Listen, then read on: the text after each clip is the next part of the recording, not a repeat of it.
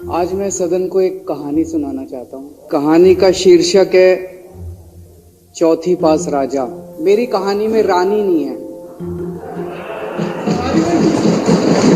ये एक महान देश की कहानी है। एक बहुत महान देश था। आज मैं सदन को एक कहानी सुनाना चाहता हूँ। कहानी का शीर्षक है चौथी पास राजा।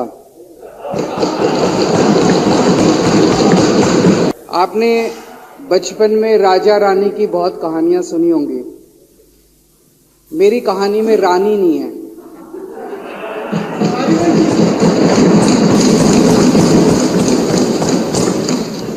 बस राजा है।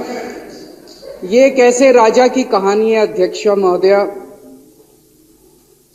जो अनपढ़ था, चौथी पास था, बेहद अहंकारी था, बहुत अहंकार था, बहुत ज्यादा, और पैसे की इतनी हवस थी, इतना भ्रष्टाचारी था, इतना भ्रष्टाचारी राजा था। ये एक महान देश की कहानी है। एक बहुत महान देश था, कई हजार साल पुराना देश। उस देश में एक गांव में एक बहुत गरीब परिवार में एक बच्चे का जन्म हुआ। जब बच्चे का जन्म हुआ तो ज्योतिषी ने कहा,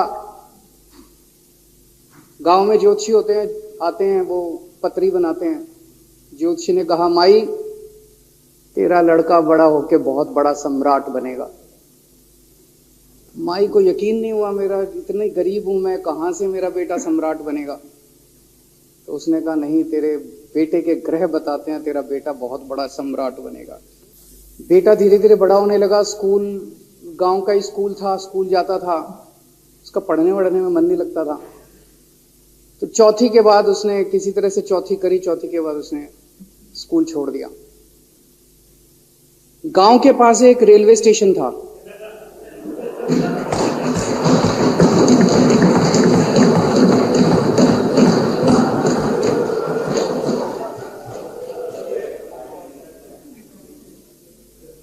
तो घर का खर्चा चलाने के लिए वो लड़का वहां स्टेशन पे चाय बेचता था। लड़के को भाषण देने का बड़ा शौक था। सारे गांव के लड़कों को इकट्ठा कर लेता, आसपास के गांव के भी इकट्ठा कर लेता। सामने वो खाट डाल लेता, उस पर चढ़ जाता और भाषण देता। धीरे धीरे आसपास के गांव के लड़के भी इकट्ठे हो गए। जिस भी चीज में भाषण देता, एक बार शुरू हो जाता तो बंद ही नहीं होता। अब ज्योतिषी ने कहा था, लड़का बड़ा हुआ, बड़ा होके एक दिन उस महान देश का वो राजा बन गया। पूरे देश में उसका नाम हो गया चौथी पास राजा। लोग उसको चौथी पास राजा कहते थे। अब उसे आता जाता कुछ था नहीं, पढ़ा लिखा था नहीं। अफसर आते, कुछ कुछ अंग्रेजी में चपर चपर करते, उसको समझ नहीं आता। अफसर जो मर्जी उससे साइन करा के ले जाते, जो मर्जी उससे साइन करा के ले जाते। अब वो कुछ पूछे अफसरों से तो उसे भी शर्म आती थी कि मैं पूछूंगा तो उनको लगेगा अनपढ़ आदमी है, पता चल जाएगा। तो उसके भी दिल में ये रहता था, यार मैं पूछूं ना पूछूं। पता नहीं किस किस चीज पे उसने चौथी पास राजा ने साइन कर दिए। फिर धीरे धीरे राजा को ये बुरा लगने लगा, यार ये मेरे को चौथी पास कहते हैं।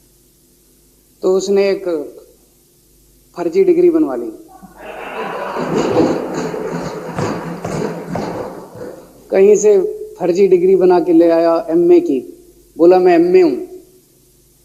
तो लोगों को लगा, यार ये तो ठीक नहीं है, ये तो फर्जी डिग्री हम बना के ले आया हमारा राजा। तो लोगों ने आरटीआई डाली।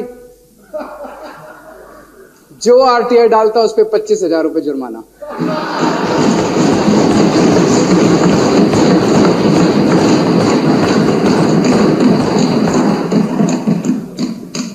आपके नेता की बात नहीं कर रहा।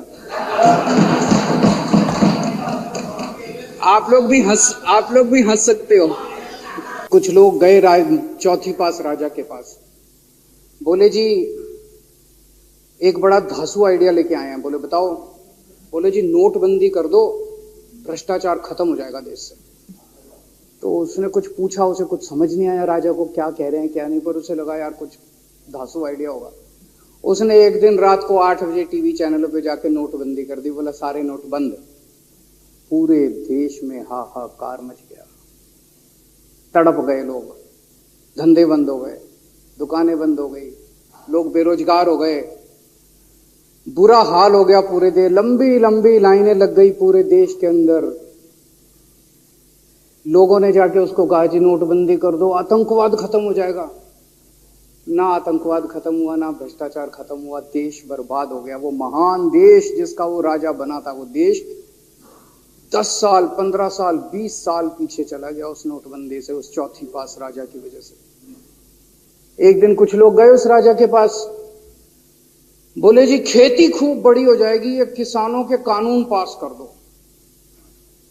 अब उसको कुछ अकल नहीं थी राजा को, अनपढ़ राजा था। उसने साइन कर दिए, 3 काले कानून पास हो गए किसानों के। पूरे देश के किसान सड़कों पे, जगह जगह मोर्चे, 750 किसानों की मौत हो गई 1 साल के अंदर। अंत में राजा को वो कानून वापस लेने पड़े। इससे पहले एक और राजा आया था, मोहम्मद बिन तुगलक।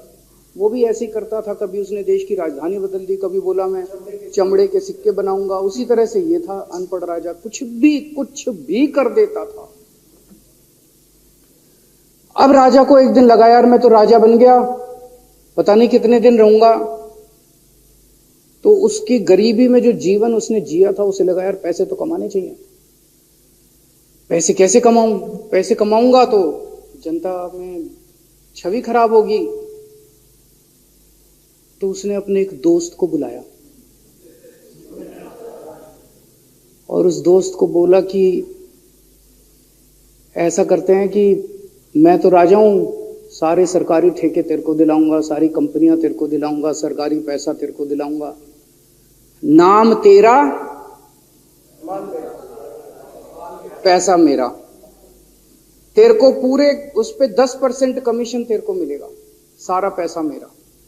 दोस्त मान गया। दोस्त को क्या था, फ्री में पैसा मिल रहा था, दोस्त मान गया। उसके बाद दोनों ने मिलके जो देश को लूटा। इतनी महंगाई हो गई पूरे देश में। पहले गैस 400 रुपए सिलेंडर होती थी, चौथी पास राजा के आने के बाद 1100 रुपए सिलेंडर हो गई। पहले पेट्रोल 71 रुपए होता था, 97 रुपए हो गया। पहले डीजल 57 रुपए होता था, 90 रुपए लीटर हो गया। जब पेट्रोल के दाम बढ़ गए, डीजल के दाम बढ़ गए, तो सारी चीजों के दाम बढ़ गए देश के अंदर। हाहाकार मच गया, सब चीजों पे इसने और इसके दोस्त ने कब्जा। दूध पहले 46 रुपए होता था, 66 रुपए लीटर हो गया। बच्चों को माएं दूध पिलाने लायक नहीं बची, घरों के अंदर छोटे छोटे बच्चों के दूध छीन लिए इसने राजा ने। सरसों का तेल 90 रुपए लीटर होता था, 214 रुपए हो। बताओ, धीरे धीरे पूरे देश में हाहाकार मच गया। लोग अब राजा के खिलाफ आवाज उठाने लगे, लोग उसके खिलाफ बोलने लगे। तो राजा ने कह दिया जो मेरे खिलाफ बोलेगा पकड़ के जेल में डालो। एक के बाद एक राजा ने लोगों को पकड़ पकड़ के जेल में डालना शुरू कर दिया। किसी ने राजा का कार्टून बना लिया, उसको भी जेल में डाल दिया। किसी ने राजा का नाम गलत ले दिया, उसको भी जेल में डाल दिया। किसी टीवी चैनल वाले ने राजा के खिलाफ लिख दिया, उसको भी पकड़ के जेल में डाल दिया। किसी जज ने राजा के खिलाफ कोई ऑर्डर कर दिया, उसको भी पकड़ के जेल में डाल दिया। ना जजों को छोड़ा, ना पत्रकारों को छोड़ा, ना मीडिया को छोड़ा, ना व्यापारियों को छोड़ा, ना उद्योगपतियों को, किसी को नहीं छोड़ा। राजा ने पकड़ पकड़ के उसने चौथी पास राजा ने सबको जेल में डालना चालू कर दिया। एक महान देश कहां से कहां पहुंच गया। उसी देश के अंदर एक छोटा सा राज्य था, उस राज्य का एक मुख्यमंत्री था।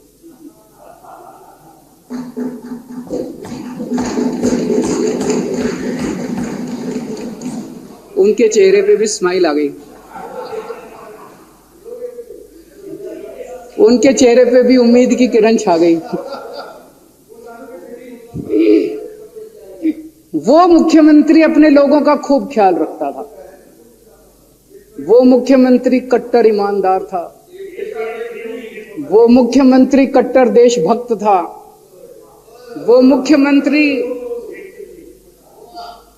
वो मुख्यमंत्री पढ़ा लिखा था।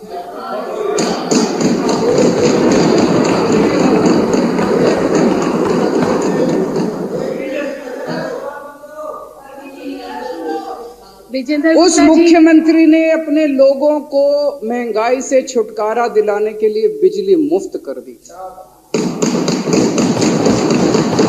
भाई साहब, उसके बाद तो चौथी पास राजा पागल हो गया।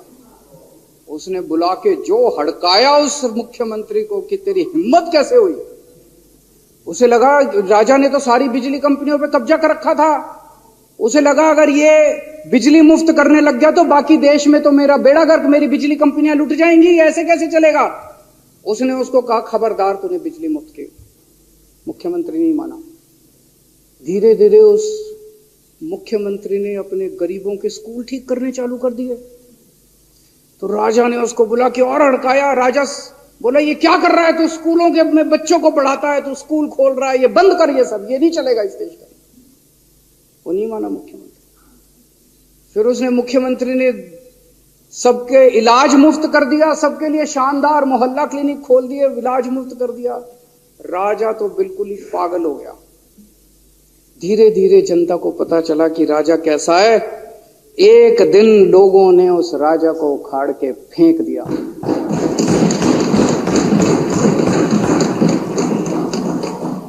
और लोगों ने एक किसी ईमानदार और देशभक्त आदमी को वहां बिठा दिया और उनकी सरकार आ गई। और उसके बाद देश से महंगाई खत्म हुई और देश रात दूनी चौगुनी तरक्की करने लगा। तो जैसे हम बचपन में सुना करते थे moral of the story, Hindi में क्या कहते हैं, मॉरल ऑफ द स्टोरी का मतलब भाई इस कहानी में क्या प्रेरणा मिलती है। इस कहानी से, इस कहानी से ये प्रेरणा मिलती है कि अगर आपके देश में महंगाई है, आपके देश में समस्याएं हैं, आपके देश में सब कुछ गड़बड़ चल रहा है, तो सबसे पहले जांच परख के देखो आपका राजा अनपढ़ तो नहीं है। अगर आपके देश में सब गड़बड़ चल रहा है, बेरोजगारी है, बहुत सारी समस्याएं हैं, जरा देखो राजा, आपके राजा को कोई दोस्त तो नहीं है। अगर है तो सबसे पहले अपने राजा को उखाड़ के फेंको, नहीं तो आपकी समस्याओं का कोई समाधान नहीं होगा। आपकी समस्याओं का कोई समाधान नहीं होगा। वो पढ़ा करते थे अंधेर नगरी चौपट राजा, सवा सिर बाजी सवा सिर खाजा। बहुत बहुत शुक्रिया।